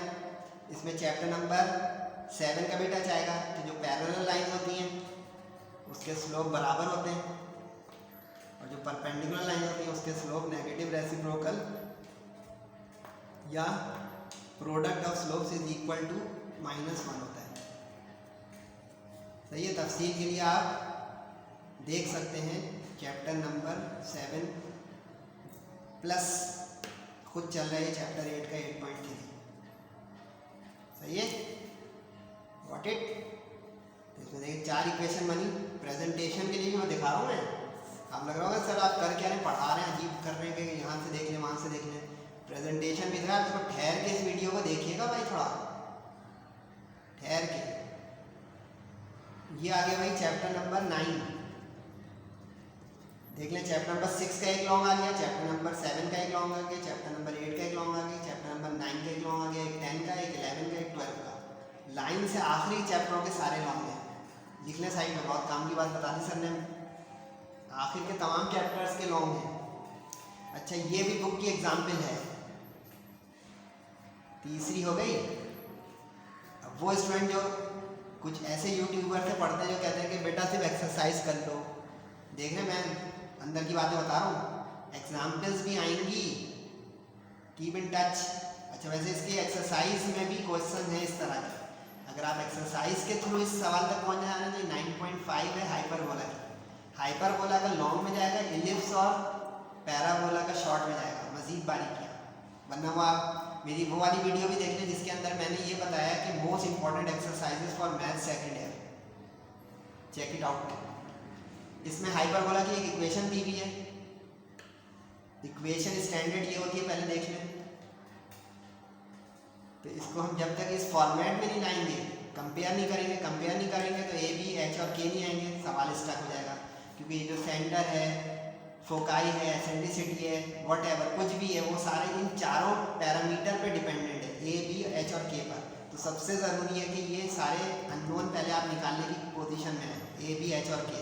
ये उसी वक्त होगा जब आप इस इक्वेशन को फर्स्ट ईयर और मैट्रिक के उसूल से कंप्लीटिंग द स्क्वायर में ले जाएंगे। आप कंप्लीटिंग द स्क्वायर कैसे होगी, एक्स स्क्वायर को एक्स के करीब लिखें, वाई स्क्वायर को वाई स्क्वायर के वाई के करीब लिखें। अब देखें यही किया मैंने, 16 वाई स्क्वायर को 64 वाई के करीब करके लिख दिया, और माइनस कॉमन लेते हुए एक्स स्क्वायर वाले को 36 एक्स के करीब लिख दिया। माइनस इसलिए कॉमन लिया कि या तो मेरे पास फॉर्मूला है a square plus 2ab plus b square का, या मेरे पास फॉर्मूला है a square minus 2ab plus b square का, यानी a square is always positive. इसलिए यहाँ पे एक्स स्क्वायर को पॉजिटिव बनाने की खातिर माइनस कॉमन लिया या बाहर किया ब्रैकेट के, ताकि so that x square term must be positive.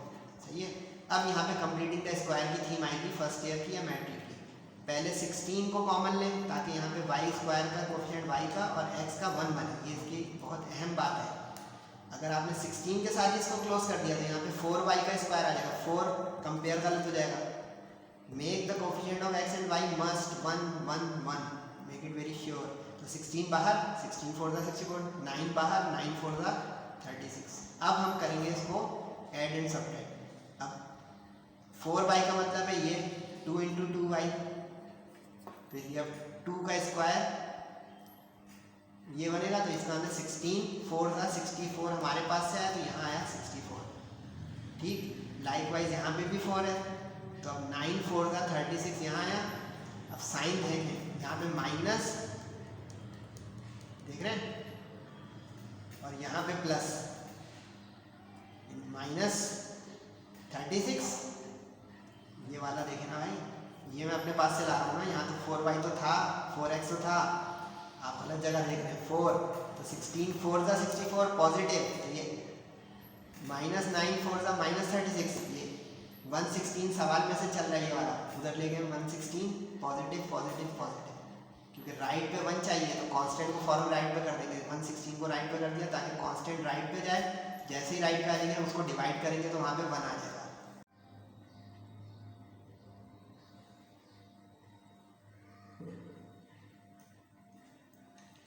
ये राइट पे 1 आ गया।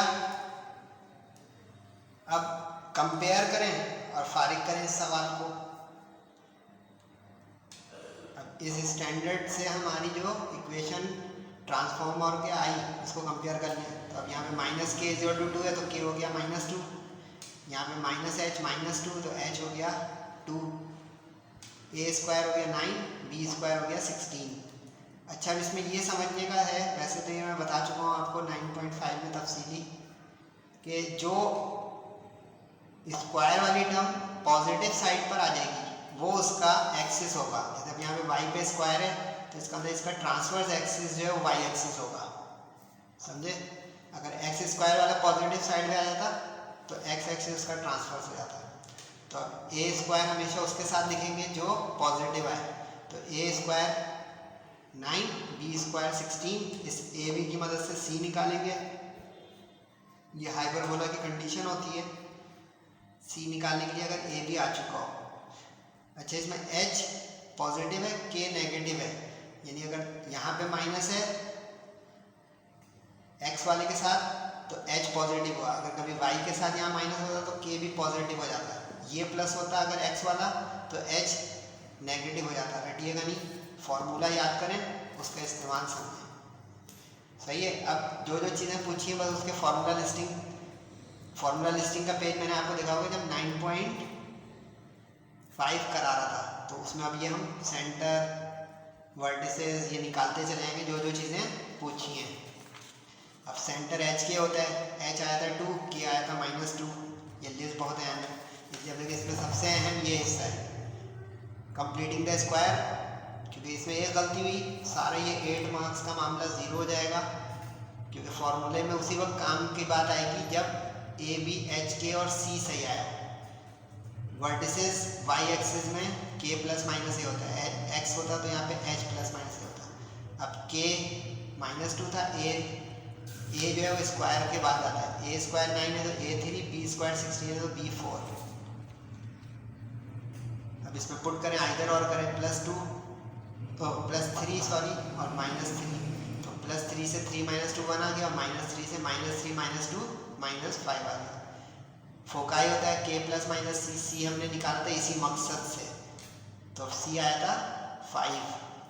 इसमें भी ध्यान रखें सी स्क्वायर आएगा 25 तो उससे सी आ जाएगा 5। A b c real numbers हैं, इसके साथ कभी भी प्लस के साथ माइनस मत लगा दीजिएगा, ऑलवेज पॉजिटिव लेंथ से ये। तो ये नेगेटिव कभी इसमें स्क्वायर रूट लेके नहीं लिखिएगा। अब C5 को आइदर और माइनस प्लस करें, फॉर्मूले का ये प्लस माइनस है। तो +5 -2 3, -5 -2 -7, सिंप्लीफाई करा तो ये आ गया फोकाई, ये आ गया वर्टिसेस, ये आ गया सेंटर। एसेंट्रिसिटी होती है C/A, हाइपरबोला है तो 1 से बड़ी आनी चाहिए, इलिप्स होता तो 1 से छोटी, parabola 1। Length of latus set हम 2b² बी स्क्वायर आया था 16 और ए आया था 3। तो हम यहाँ पे रखते हैं 16 और यहाँ पे 3, तो 16 2 32/3। Length of latus rectum length है तो इसके आगे यूनिट्स लगा दें। बाकी जो है वो कोऑर्डिनेट्स हैं तो उसके आगे ब्रैकेट में कोऑर्डिनेट्स लिख देंगे। तो ये जो है मॉडल पेपर इख्तितामी मराहिल पर है आपका आज का लेक्चर। तो ये बहुत काम की बात चल रही थी और ख़त्म पे आ रही है। अच्छा, अब ये आपको मैं डिलीवर भी कर चुका हूँ, तो अभी जल्दी से बस देख लीजिए। ये आपका मॉडल पेपर का सवाल जो है हम पहुँच गए क्वेश्चन नंबर 8 पर। मॉडल पेपर का ये क्वेश्चन नंबर 8 है और चैप्टर का नंबर 10 है, यानी डिफरेंशियल इक्वेशन। ये होमोजेनियस डिफरेंशियल इक्वेशन होती थी, तफसील इसकी 10.1 मिल जाएगी आपको। तो ये हम सिंप्लीफाई करके पहुँचेंगे, इसके डेरिवेटिव निकालेंगे वगैरह वगैरह मुख्तलिफ, उससे हम पहुँच जाएंगे इसके सिंप्लीफाई रिजल्ट तक। ये डिफरेंशियल इक्वेशन पूरी होमोजीनियस, इसका प्रोसीजर है लंबा चौड़ा। लेक्चर देखिएगा 10.2 का, उसमें आपको ये मिल जाएगा इंशाल्लाह पार्ट 1 लेक्चर में। तो ये मैंने आपको पूरा दिखा दिया मंजरनामा, इसलिए कि ये काम आ सकता है आपका सेक्शन सी में। ठीक है जी। उसके बाद जो है क्वेश्चन नंबर 9 जो है मॉडल पेपर का, वो है चैप्टर नंबर 11 का। ये भी आपको जो है उसमें मिल जाएगा मेरे वीडियो में, क्योंकि उसके अंदर पार्शियल डिफरेंशिएशन के क्वेश्चन है। पार्शियल डिफरेंशिएशन, अब ये पार्शियल डिफरेंशिएशन का चैप्टर है। इसमें यूलर्स थ्योरम एक होता है बड़ा मशहूर, इसमें एक ही एक्सरसाइज है, एक ही लेक्चर वीडियो मिलेगी आपको क्वेश्चन नंबर 6 में। तो क्वेश्चन नंबर 6 जाके उसका क्लिक कीजिएगा, बड़ा इम्पॉर्टेंट ये सवाल है, पूरा तफसील है इसकी कि इसका पहले डिग्री ऑफ होमोजीनियस इक्वेशन निकालनी पड़ती है, उससे तय होता है कि प्रूफ किसके बराबर करना है। तो ये सेकंड लास्ट क्वेश्चन है मॉडल पेपर का। अगर ये समझ में आ रहा है तो आप इससे आगे भी मेरे साथ जा सकते हैं। चैप्टर नंबर 11 का भी लास्ट क्वेश्चन है, लेकिन लेक्चर का भी बाकी है, मॉडल पेपर चल रहा है। सही है। अब ये आ गया जनाब आखिरी chapter, chapter number 12, numerical methods. इसमें कैलकुलेटर बहुत चलता है। अच्छा, मॉडल पेपर वालों ने कहा है कि किसी भी सुटेबल मेथड से इसको आप कर लें, फाइंड द रूट, लेकिन जो सबसे आसान मेथड है वो है न्यूटन राफसन मेथड। कौन सा मेथड? न्यूटन राफसन, जिसकी एक्सरसाइज है 12.3। न्यूटन राफसन मेथड की एक्सरसाइज है 12.3। तो 12.3 जो है उसको सबसे पहले प्रैक्टिस करें। अच्छे इम्तिहान में शर्त भी आ सकती है, तो मोर लाइकली उम्मीद है कि न्यूटन राफसनी की शर्त आएगी। फिर भी देख लें क्या होता है इसमें ये होता है कि आपको एक इक्वेशन दी हुई होती है, इक्वेशन, उस इक्वेशन को आपको रूट्स निकालने के लिए सॉल्व करना होता है। अब ये जो x³ - 2x - 5 है, इसको आप फंक्शन ले लें, यानी इक्वेशन ले लें फंक्शन ऑफ x का। इसको डिफरेंशिएट करेंगे आप, तो चैप्टर नंबर 3 का हमारा 3x² - 2, 5 का हो गया 0। ठीक है। अच्छा, अगर इस तरह का इंटरवल दिया हुआ होगा आपको, न्यूटन राफसन के लिए बता रहा हूँ, वरना बाकी जो मेथड है बाइसेक्शन मेथड और फॉल्सी मेथड, उसके अलग उसूल हैं। ये 12.3 का उसूल है, इसका बता रहा हूँ। अब अगर ऐसे रेंज इसमें इंटरवल दिया हो तो आप इसका मिड पॉइंट निकालेंगे 2 का और 3 का, यानी इस तरह 2 और 3 डिवाइडेड बाई 2, तो ये आ गया 5/2 यानी 2.5। अब ये जो 2.5 आया ना, ये हमारा इनिशियल गैस हो गया, वरना अगर आप एक्सरसाइज खोलेंगे 12.3 तो उसमें इनिशियल गैस गिवन होता है खुद से कि वही लेना है। लेकिन अगर न्यूटन राफसन में वो ऐसे दे दे तो आपको उसका मिड पॉइंट जो है वो इनिशियल गैस बनेगा। सही है। अब इससे काम करते हैं फर्स्ट इटरेशन। फर्स्ट इटरेशन का मतलब है कि हम इसको पहली मर्तबा स्टेप करेंगे। अब इसका फॉर्मूला याद कर लें तो आपको खुद पता चल जाएगा कि फर्स्ट इटरेशन में करना क्या होता है। फर्स्ट इटरेशन में ये करना होगा, फिर इसी तरह सोन सेकेंड इटरेशन में, और फिर थर्ड इटरेशन में। अच्छा, इसका बता दूं इटरेशन से क्या होता है, उतना नियरेस्ट रूट आता चला जाएगा जो हमारा ज़रूरी है। अब जैसे 2 डेसिमल प्लेस हैं, 2 डेसिमल प्लेस, तो 2 इटरेशन से भी हो जाएगा। 3 डेसिमल बोले तो 3 इटरेशन करें, ये एक आसान सा तरीका बना लेंगे, जितनी डेसिमल हो उतनी इटरेशन कर लें। अब यहाँ पे चूँकि 2 डेसिमल है तो 2 इटरेशन तक सफिशिएंट है। मैंने 3 इसलिए कर दिया कि इम्तिहान में शर्त करके भी आ सकता है कि 3 इटरेशन तक, तो इसलिए मैक्सिमम ये है। अब इसमें आपको नज़र आ रहा होगा x0, तो ये रख देंगे। फंक्शन ऑफ x0 का मतलब है कि सवाल में जहाँ जहाँ x है वहाँ वहाँ ये वैल्यू रखें। अब सवाल में एक x की जगह यहाँ पे x³ है, एक 2x है, तो x की जगह रखें फिर ये 2.5 और फिर 2.5, और कैलकुलेटर चलाएं एहतियात से, 2.5 का क्यूब करें, 2.5 × 2 करें, सॉल्व करें। ये जो आएगा ना वो इसमें यहाँ रखेंगे न्यूमरेटर की जगह पे। फिर जो डेरिवेटिव आया था उसमें रखें यही 2.5 x का स्क्वायर। तो अब देखिए यहाँ पे आ गया 2.5 का स्क्वायर -2 अपनी जगह 2.5 का स्क्वायर। अच्छा, ये मैं रह गया था, लेकिन आप दरमियान में स्टेप बाय स्टेप कीजिएगा इस जगह पे। इसको सिंप्लीफाई किया, 2.5 का स्क्वायर मल्टीप्लाई बाई 3, सॉल्व किया, ये आया। ये रखेंगे हम यहाँ, यानी अपॉन में ये फॉर्मूला बन गया, यानी फर्स्ट गैस उसका वैल्यू एट फंक्शन और वैल्यू एट फर्स्ट डेरिवेटिव। सही, उसको अब सिंप्लीफाई करें, डिवाइड माइनस, ये पहुंचा x1। अब x1 जो आया वही काम रिपीट करते हैं, क्योंकि अब x1 जो आया यूँ समझे x0 का, अब x1 आ गया फर्स्ट इटरेशन का x1, सेकेंड इटरेशन का x2, थर्ड इटरेशन का x3। सही। अब ये जो x1 आया इसके ज़रिए अब हम फंक्शन में रखेंगे x की जगह, अब ये वाला 2.1641। अच्छा, वो बोल दे भले 2 डेसिमल, आप 4 डेसिमल प्लेस तक कीजिएगा सॉल्व। जितना डेसिमल प्लेस करेंगे उतना एक्यूरेट आंसर आएगा। 4 डेसिमल की आदत बना लीजिएगा, भले सवाल में लिखा हो 2 डेसिमल 3 डेसिमल, सही है। तो हमने यहाँ पे 4 डेसिमल प्लेस कर ली। अब इसका क्यूब करें, मल्टीप्लाई करें, सॉल्व करें, वही काम बार बार अब करना है। समझाऊँ क्या?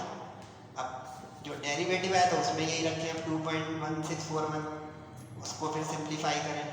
देख रहे हैं कहाँ रख रहा हूँ? 3x² - 2 वाली जगह पे। ये पता चल रहा है कहाँ रख रहा हूँ? x³ - 2x - 5 वाली जगह पे। यानी फंक्शन में रखेंगे फिर डेरिवेटिव में रखेंगे, फंक्शन में रखेंगे डेरिवेटिव में रखेंगे। पहले इंटेलिजेंट गैस यानी इनिशियल गैस रखेंगे, फिर जो x1 आएगा उसके रखने से वो रखेंगे। कैलकुलेटर एहतियात से चलाना है, इसीलिए इसका नाम है न्यूमेरिकल मेथड। अब ये x2 आ जाएगा इससे। अब x1 जो निकला वो रखें यहाँ पे फॉर्मूले में। इससे जब x2 जो आएगा ये थर्ड इटरेशन की बेस हो जाएगी। देख रहे हैं? यानी ये चेन प्रोसेस है, चेन करप्ट नहीं होनी चाहिए। जो x0 आया उससे x1 आएगा, x1 जो आया उससे x2 आएगा। एक गलती हुई सारा गलत हो जाएगा। लेकिन x1 आया तो उससे ये सब कुछ रख के x2 आएगा, फिर ये x2 जो आएगा इसको सब रख के x3 आएगा। समझे?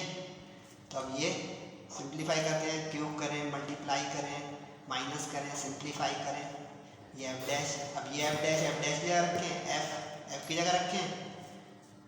इससे ये जो है ना, अब ये थर्ड इटरेशन का जो होगा ये आंसर हो जाएगा। एग्जाम में 2 डेसिमल बोला है, ये आंसर हो जाएगा। समझे? थर्ड इटरेशन एहतियातन करा दिया कि मैक्सिमम ये लंबा सवाल है, 2 decimal 3 decimal and so on. समझ गए? तो ये अप्रॉक्सीमेट सवाल बन गए। यहाँ पे लिख दिया कि इस 2.0945 अप टू 4 डेसिमल प्लेस। उसने बोला था 2, लेकिन लिखेंगे वो जो आपने निकाले 1 2 3 4 डेसिमल प्लेस। क्लियर? अब मैं आपको एक चीज़ दिखा रहा हूँ बड़ी कीमती, तब जाइएगा उसके बाद छुट्टी। ये है वो कीमती चीज़। मॉडल पेपर तो दी एंड हो गया, व्हाट्सएप नंबर भी दे देता हूँ कि कुछ टिप एंड ट्रिक चाहिए कि सर हम क्या करें, डर लग रहा है वगैरह वगैरह। डर लगने के बचाव के लिए तो भाई दुआएं मांगें, अल्लाह ताला से राब्ते रखें।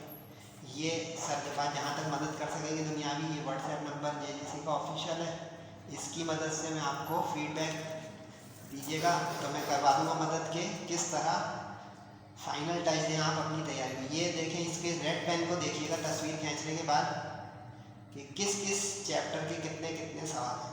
समरी ये है कि सेक्शन सी में आखिरी सारे चैप्टरों के क्वेश्चन आएंगे। सही है? सिर्फ एक चैप्टर 4 बीच का आएगा, वरना 6 7 8 9 10 11 12 6 7 8 9 10 11 12 से सारे लॉन्ग, और सिर्फ एक लॉन्ग जो नहीं आएगा वो चैप्टर 4 का बीच में से आएगा। शुरू के बाकी 5 चैप्टरों में से कोई लॉन्ग नहीं है। शॉर्ट जो है हर चैप्टर में से सवाए चैप्टर 1 के और चैप्टर 12 के, यानी बिल्कुल पहला और बिल्कुल आखिरी जो चैप्टर है उसमें शॉर्ट क्वेश्चन नहीं है। बाकी एक्सरसाइज बाय एक्सरसाइज मैंने आपको दिखा दी मंजर। अब आप पर है कि आप इसको फॉलो करें, मुझे फीडबैक दें। दुआओं की दरख्वास्त है, अपना और वालिदैन का ख़ास करके बहुत ख्याल रखिएगा। सेहत और ज़िंदगी के साथ अगला लेक्चर है। अस्सलामु अलैकुम वरहमतुल्लाहि व बरकातुहू।